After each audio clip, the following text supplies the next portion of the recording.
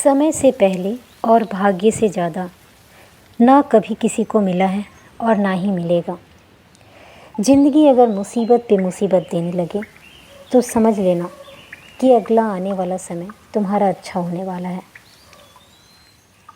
जब वक्त, किस्मत और हालात दोनों ही साथ छोड़ दे तो भी अपने आत्मविश्वास का साथ तुम मत छोड़ना। कोशिश ये करो कि मेहनत के बल पे अपने भाग्य को बदल दो। भाग्य किसी के हाथ में नहीं रहता और ना ही भाग्य किसी के लकीरों में लिखा है। भाग्य बस अपने हाथों की मेहनतों पर लिखा हुआ है। बस अपने कर्मों पर विश्वास करने की ज़रूरत है। एक छोटी सी कहानी एक गरीब लड़के की, जो बेचारा कम उम्र में ही माता पिता के गुजर जाने और परेशानियों की मार से परेशान था। वह बहुत मेहनत करता और दिन रात एक करके अपना कैसे भी गुज़र बसर करता।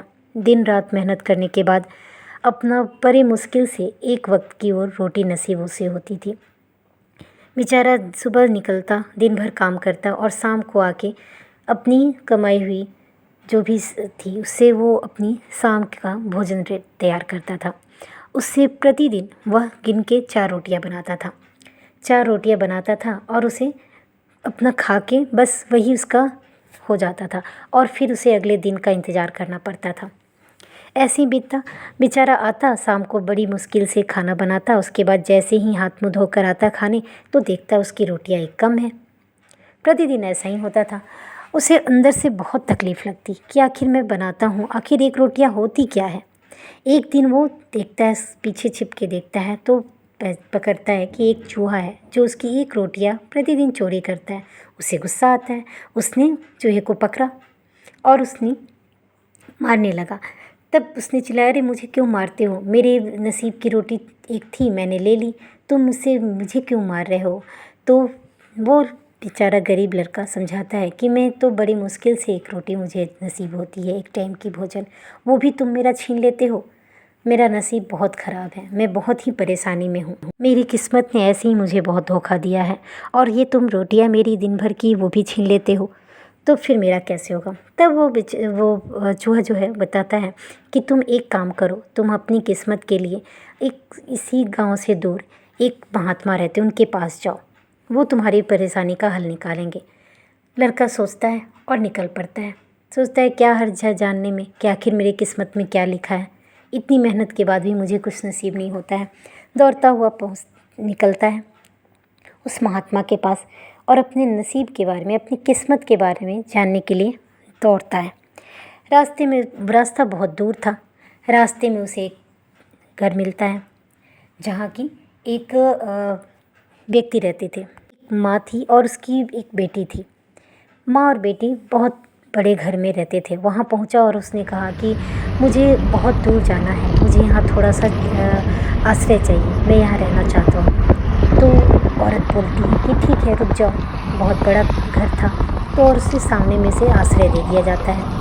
और तभी वो औरत पूछती है कि तो आखिर तुम जा कहाँ रहे हो, इतने दूर के सफ़र में निकले हो, तुम्हें जाना कहाँ है। तब वो बताता है कि मैं एक महात्मा के पास जाना चाहता हूँ और उनसे मैं अपनी किस्मत की, अपने नसीब के बारे में जानना चाहता हूँ कि आखिर मेरे नसीब में क्या है। मैं इतनी परेशानी, इतनी तकलीफ़ में जी रहा हूँ, हर वक्त कोई ना कोई नई परेशानी आ जाती है और मैं उसे पूरा करता ही हूँ कि अगली परेशानी, आखिर मेरे नसीब में है क्या। तब वो बताती है कि एक काम करो, जब वहाँ जा ही रहे हो, वो महात्मा इतने ज्ञानी हैं, तो ज़रा मेरी भी बात पूछते आना कि मेरा नसीब कब ठीक होगा। तब पूछता है कि आपको क्या तकलीफ़ है। तब वो औरत बताती है कि मेरी एक 20 साल की बेटी है जो कि बहुत ही गुणवती और रूपवती है, लेकिन उसमें एक कमी है कि वो बोल नहीं सकती।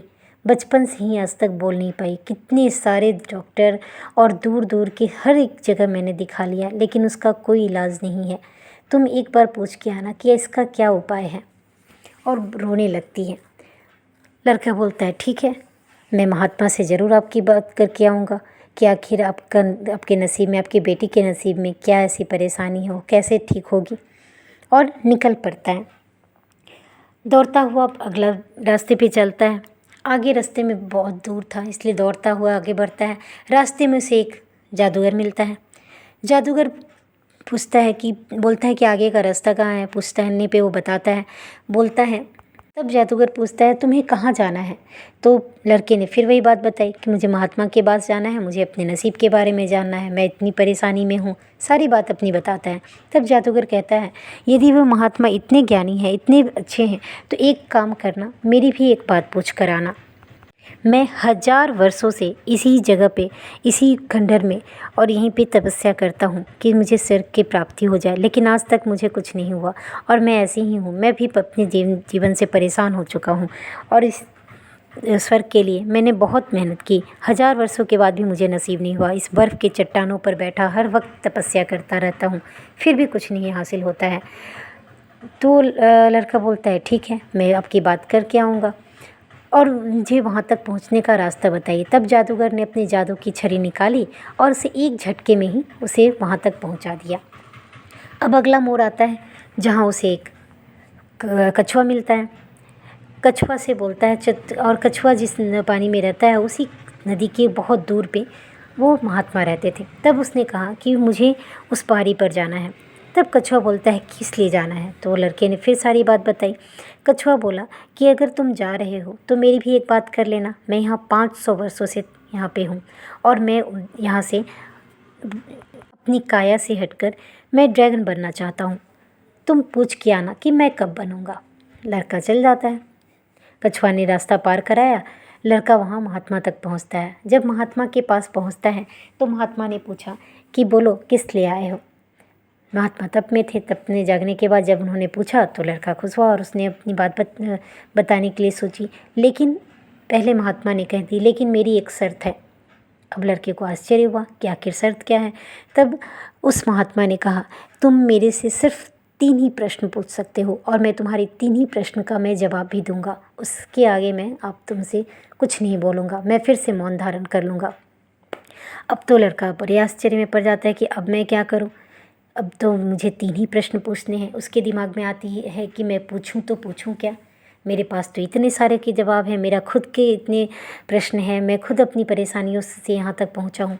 तब वो सोच में पड़ता है और तभी उसके दिमाग में आती है कि सब बातें पूरे रास्ते में बीती हर एक बात को याद करता है। तो सबसे पहले उसके दिमाग में वो औरत आती है और उसकी बेटी जो कि 20 साल की हो गई, बोल नहीं सकती और उसकी माँ बहुत उदास थी। उसके आँखों के आंसू उसके सामने घूमने लगे। उसके बाद जादूगर का ध्यान आता है। जादूगर उसकी नज़र में घूमने लगता है कि जादूगर ने 1000 वर्षों से वहाँ तपस्या करने के बाद, बर्फ़ के ऊपर तपस्या करने के बाद भी उसे वो हासिल नहीं हो पाया। वो भी बहुत दुखी था। उसके बाद उस कछुआ की बात आती है। उसके ध्यान में आता है कि कछुआ जो कि वो भी 500 सालों से उसने बहुत परेशान है और अपने आप को बदलना चाहता है। तो मैं इन सारे का प्रश्न पूछ लेता हूँ और बाद में अपना ख्याल आता है। तो वो सोचता है कि मैं तो ऐसे भी मेहनत कर रहा हूँ, कम से कम जी रहा हूँ, खा रहा हूँ, मुझे तो इतनी सारी परेशानी नहीं है जितनी कि इन लोगों की है। इनकी परेशानी सबसे ज़्यादा है। तो वो अपनी बात को छोड़ उन लोगों की बात करता है और महात्मा से बोलता है, उस औरत के बारे में बताता है। तब वो महात्मा कहते हैं कि उस औरत को कहना, उस महिला को करना कि वो अपनी बेटी के लिए शादी की रिश्ता ढूंढे। जिस दिन उसकी शादी होगी वो ठीक हो जाएगी और वो बोलने भी लगेगी और इसीलिए उसकी शादी नहीं हुई है और उसकी शादी होने के बाद ही उसके सारे जो बोलने की बीमारी है वो भी दूर हो जाएगी। उसके बाद जादूगर की बात बताता है। तब महात्मा कहते हैं कि जादूगर से कहना कि वो जो छड़ी लेके अपनी सारी शक्ति का प्रयोग करता है, उस छड़ी को अपने पास से छोड़ दे। जिस दिन उसने उस छड़ी छोड़ी बस वो अपनी मंजिल को पा लेगा, उसे स्वर्ग जाना है, उसे मिल जाएगा।